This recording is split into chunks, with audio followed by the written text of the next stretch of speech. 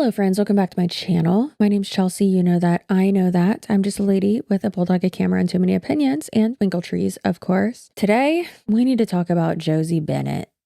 And I don't wanna, we gotta. It's times like these where like I gotta cover something and I'm like, I don't want to, not because I feel like it shouldn't be covered. I think this person definitely needs to be called out, and especially by me, because if not, then who? But you don't want to think that these types of people exist. Kind of like an Ash Trevino. She's like Ash Trevino, but pretty, actually. Yeah, that's a great way to put it. And also worse, if you could imagine. You raise your kids, I'll raise mine. All right, friends, so let's get on into it. Now, keep in mind, this is not a deep dive. This is more so a video where we're just dipping our toes in the water and learning who she is, and really more just an introductory video of us going over, like I said, who she is, and then some of her known associates, what you might know her from, and more recent controversies, because the lore with this lady is so deep. Now, who is Josie Wittman, also known as Josie Bennett? She's a 32-year-old content creator on TikTok, Instagram, and OnlyFans. She's a conservative Christian. She's a boss babe. She sells Young Living essential oils. And of course, since she is a blonde woman with a large social media following who sells essential oils, she's friends with Aaron Williams, which is very telling on Aaron Williams' part if you know about that. She's the mother of 4 children.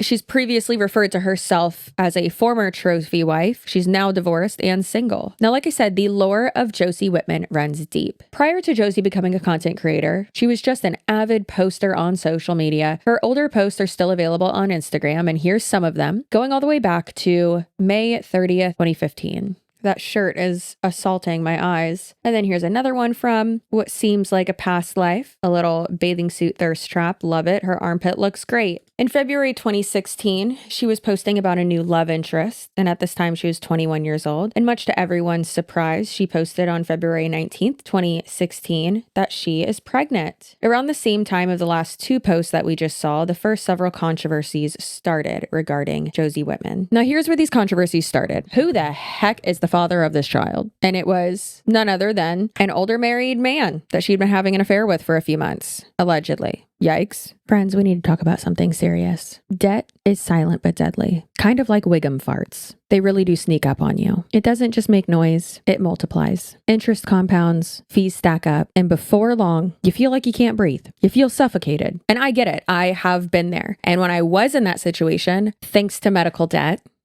what a joy. I really wish I would have known about something like PDS Debt, which is the sponsor of today's video. Whether you're struggling with credit cards, personal loans, or like I was, medical bills, PDS Debt is there to help you with customized solutions to get you out of debt so that you can actually put your money where it belongs and keep it where it belongs, which is in your pockets, in your account, even in your savings account, so that you can get out of debt faster and save more of your money. And there's no minimum credit score required. PDS Debt has a free assessment that only takes about 30 seconds. So you are about 30 seconds away from figuring out the personalized options. There's no cookie cutter plans here, babe, because everyone's financial situation is so personalized and different. So therefore, the solutions for that should be different as well. So click the link in my description box, take advantage of their free assessment, and get out from under that debt. Make a plan, keep your money where it belongs, which is in your pocket. Go to pdsdebt.com/Suarez. That is pdsdebt.com/SUAREZ to take their 30-second assessment and get you on the road to being debt-free. Thank you, PDS Debt, for sponsoring this video. Thank you to you guys for continuously supporting my sponsors and my channel so that this can be my full-time job and I can keep pumping out content for you. Now back to the video. Now, Josie met John while she was working at a tanning salon, and John would become the father of her future children. Josie, who was 21 at the time, decided to leave little post-it notes on his car while she was at work with her phone number. That's actually weird because I know of someone else who did that, but like, she's not a piece of shit. So it's interesting that like one of my friends has like that almost exact story, but like not gross. So you can be cute and have a post-it note story, but not this one. So the two began having an affair, and then Josie quickly became pregnant. And at first it seems as though John's 3rd wife and their 3 children were kept in the dark, but he eventually admitted to the affair, as one does, because like there's a kid coming. John and Josie continued their relationship and ended up having 3 more children in quick succession. But just as quickly as the relationship relationship again, so did their problems. After returning from a vacation in Mexico in February of 2023, John was arrested and charged with assault and family violence. John and Josie ended up splitting up in 2023. Josie started making claims that John was controlling and abusive. Also in 2023, the charges against John were dropped. And again, if you are interested in me doing a much deeper dive into this public figure, please leave in the comments below. Now in 2023, the controversies continue. Now, this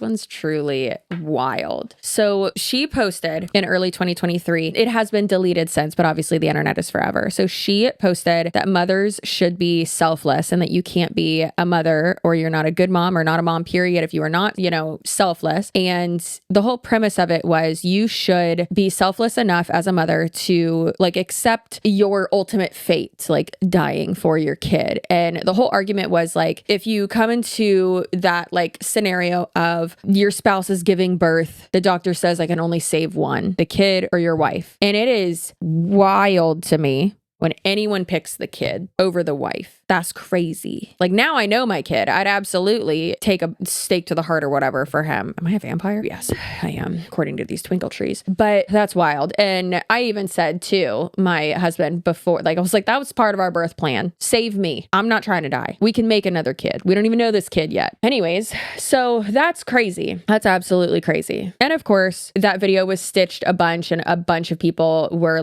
that's stupid. What are you talking about? But this is someone who you'll come to find seems to be it's tough because it's she is pro women's choices. She does OnlyFans, but then it's also oh, you just don't even care about women's right to choose. But then, oh, it's all about the kid. You got to save the kid. Well, you're not really doing a good job of protecting your own kids right now, lady. All the shit I've seen about you on the internet. It's very scary and very wild. So we'll get into that in a moment. So just put a pin in that. Put a little in it. Thanks. Now, in another TikTok where someone talked about this, one of the first comments said, period, because they are not dying as often as us. And that's very true. So per a CDC report on maternal mortality rates in the US in 2023, the maternal mortality rate for Black women was 50.3 deaths per 100,000 live births. And that was significantly higher than rates for white, which is 14.5, Hispanic, 12.4, and Asian, 10.7 women. So that's ignorant, yes. But then also it's rooted in, first and foremost, misogyny of again, why is it baby over mother? The mothers always just come last. It is insane. We are not just a vessel for reproduction. You can probably make another baby. Bold of me to say when I had one kid and now my uterus doesn't work, right? Still, it's messed up to leave your kid without, you're not a martyr to leave your kid without a parent. But does she really care about that? Is this foreshadowing? I swear this outline of this video is better foreshadowing than Game of Thrones. It's crazy. Okay, so Josie also posts things saying, teaching my daughter morals and values while she's young. You have two types of toxic women. The one that says they don't need no man, they run their own businesses, so why would they rely on a man? Then you have the other side that says they want to drain a man's wallet because why not? But here's the thing that they don't realize. You have women that are literally looking at the material things and that man is I'm out. Versus a woman in a healthy stance that is you know what? I don't really care about the material things. They're nice, but I would rather have this, this, and this in a partner. Their sole focus is not the material things and what somebody can provide to them. Their sole focus is what can somebody supply to them on an emotional, intimate level because they're supplying it to their partner. What women don't realize is a man will do just about anything to have her happy. And when she doesn't require the material, expensive things, he will want to do that for her. This is not a manipulation, reverse psychology thing. This is just a known fact. Man desires to keep his woman happy. Giving her the things that she loves will be a way to show his appreciation, as long as it's not a requirement. Now, Josie really channeled her inner Elizabeth Teckenbrock or Chicken Broth or Fraggle Rock, whatever you prefer, for this one. Since their split in 2023, John and Josie have seemingly had a pretty contentious relationship, to say the least. And here's one example of her making that public in a way. And again, there's two sides to every story, and we don't necessarily know her side, but with the signs that I'm seeing of things that she's posted and how she is acting with her kids and how she's parenting and exploiting her kids online, it's dangerous and gross. And I don't think that necessarily she would probably like ideal person to co-parent with or be a parent in general. So this is a screenshot that says, when you're denied access to speak to your daughter on her birthday, you fizzle. The abuse doesn't end, it just transforms. And the person who posted this said, always the victim. I just really don't believe anything she says, and I feel like she gives half the story. Denied access? Well, it's a school day, so I'm guessing her daughter has been in school all day. So I wonder when she attempted to talk to her daughter. Why can't she go and visit her daughter at school for lunch? Aren't they allowed to see the kids for a couple hours on birthdays, even if it isn't their custody day? Is she even putting in any effort? And again, we don't know, but other things lead me to believe that, you know. So then she posted this on TikTok, and it's from the Machine Gun Kelly concert or show. I don't know what you would call it. Concert show, right? He's a piece of shit too. He really fumbled with my queen. This isn't her caption. It's the person from Reddit's caption. I'm a big dum-dum. It says, after that real emotional breakdown anyway, get tickets to the MGK and abandon your kids at school on your day because it'll force your baby daddy to go get them, even if they're waiting for someone to pick them up at school after all their friends have gone home with their loving parents. MGK, greater than traumatizing and abandoning your kids any day. Imagine how scared these babies were not knowing who will pick them up on a Friday, waiting for John, who didn't seem happy to be doing it. They feel this energy. It's so sad. And they hear him talking about it. Imagine your mom only has one day a week with you and she gives it up to go be a Vegas groupie. That's really sad. That's really, really sad. Oh, Lord. Anyways, so you might be thinking, conservative Christian and OnlyFans. What? And I'm right there with you. Don't worry. So she has decided to join OnlyFans, but whomst? Why? When? Excuse me?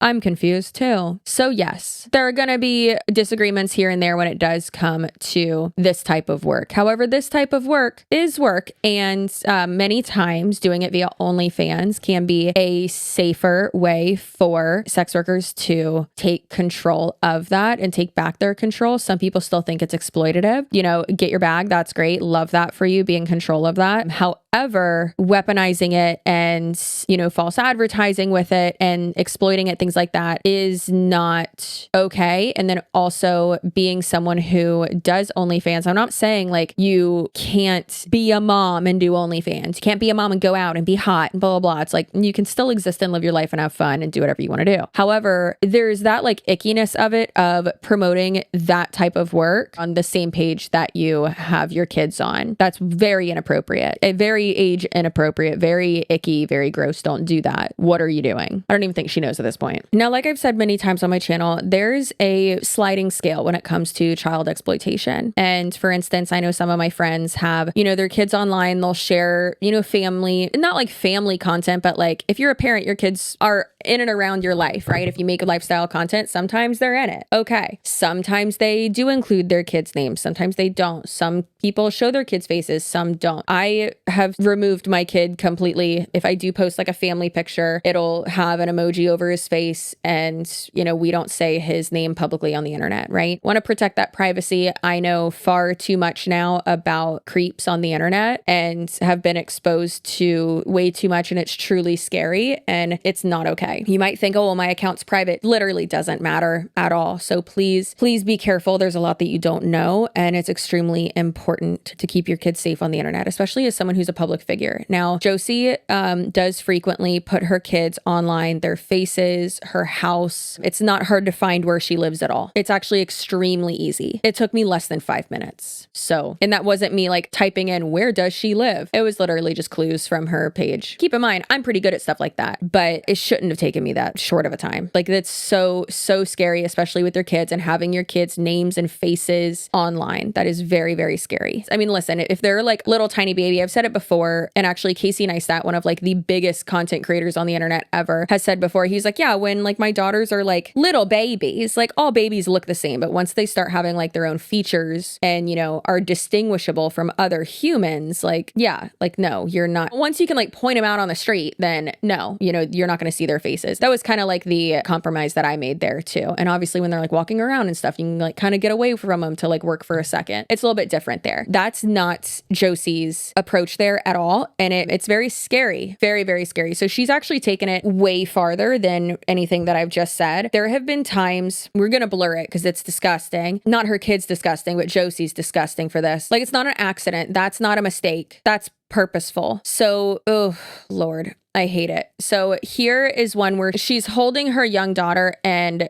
like boobs are on display. And listen, girl, I got big titties too, okay? I get it. If I'm wearing like a tighter shirt and no bra, you might be seeing something, okay? However, it seems quite inappropriate with like filming a video with your kid. You edited that. You filmed it and then took a little once over. You saw that. You felt your nip, girl. Like, what's going on here? One Redditor said, she showed her entire vagina the other day giving birth. Last thing on her mind is her nips showing. But again, proving John right, this behavior falls under infantilization. When a caregiver treats a child as if they are much younger, more helpless, and more dependent than they really, really are. It's also enmeshment. She tries to keep the kids in a dependent baby role to meet her own emotional needs, not theirs. And when you do all of this, wearing what she's wearing, it's a sexual boundary violation. A mental health evaluator would say carrying a 5-year-old while intentionally exposing nipples, that crosses into inappropriate sexual boundaries or sexualized behavior around a child, whether intentional or due to negligence. It's also concerning because it's physically inappropriate. Carriers are not designed for that weight, and it prevents normal motor development and independence. So again, a boundary violation and a child safety concern. All of this continues to prove that she's dangerous in her decision making and a sign of deep emotional dysfunction. Again, handing John CPS and the courts more evidence against her. And another person replied and said, this is why someone I'm assuming on here called CPS. She is not mentally coherent. She's acting like Britney Spears. The original poster said the cops that John had to call when she laid out in the driveway most likely reported it to CPS, and they have to. She's completely forked. It's one thing for a parent to call on another parent. You can get out easier, but when it's police, hospital, or mandated reporter, third-party witness, you are absolutely forked.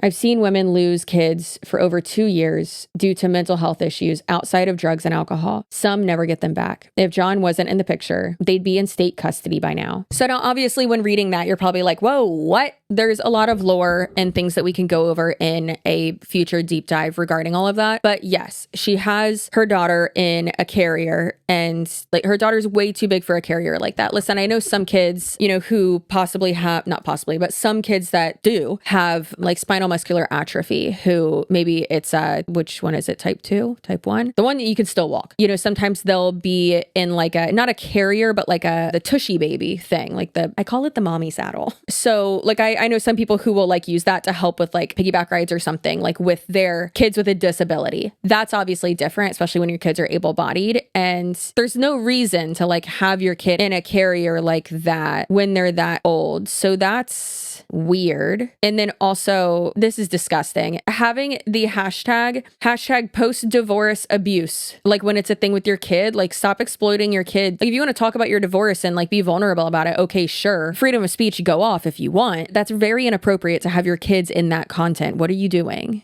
Ew.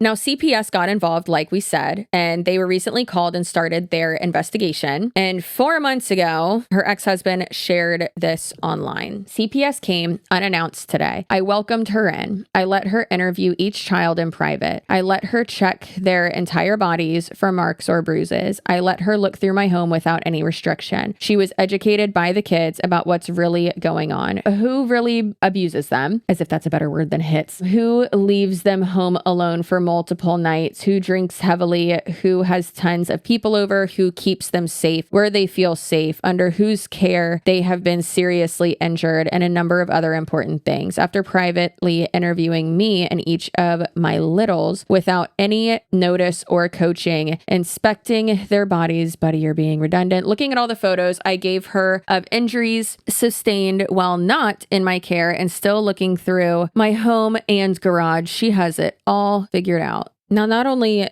has, CPS been called, there's things that are going on in the background, but Josie has made so many questionable choices when it comes to promoting her OnlyFans and then posting her kids half naked on the internet. And I don't want to like repost that, obviously. I was about to say, you can go look yourself. Don't go look. That's disgusting. Actually, go and report it, please. Please. Listen, even if you see like someone online post their like kid in the bathtub, report it. I don't care if that's your friend. Report it. Clearly, they don't see anything wrong wrong with it. I literally did that the other day. I know someone who posted a video and their like little boy ran naked across like their yard and you can just see full butt. And I was like, what? And I reported it. Guess what Instagram did? Nothing. Kept it up. Awesome. Great. Fabulous. Just naked kids. Cool. So I hate that, obviously, and it's extremely dangerous. So dangerous. Listen, we love sharing photos of our kids. We're proud. They're cute. It feels very innocent, even if your profile is private, even if it's not. But the digital world is not the same world that our parents or even us millennials grew up in, and they weren't sharing baby bath photos, okay? Once an image of a child is online, you lose control of it forever. And that means a lot more when it's showing a child in swimwear or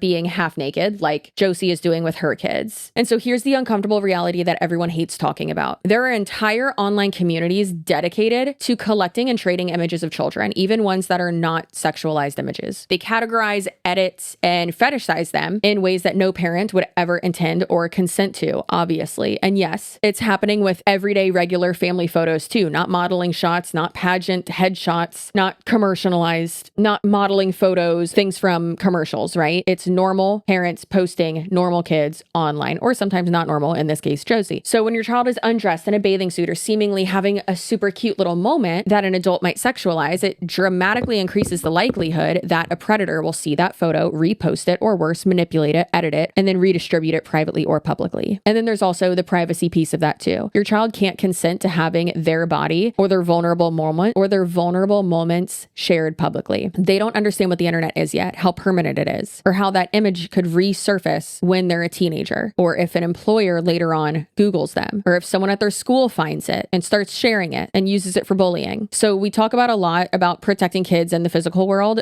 and the internet does not forget. Just like at the beginning of this video, Josie can post and dirty delete and try to scrub some of her really misogynistic, just awful takes from the internet about, I care more about the baby. You're not selfless, coming from someone who is exploiting her children on the internet, weaponizing them post-divorce, exploiting them to get creepier people to possibly, allegedly, come look at her OnlyFans account. So that's very hypocritical. And I feel like right now Josie might be one of the moms on TikTok or on Instagram, on the internet in general, that she could really be like the most exploitative mom right now on the internet. And that's saying a lot because Ash Trevino exists somehow still. Ugh.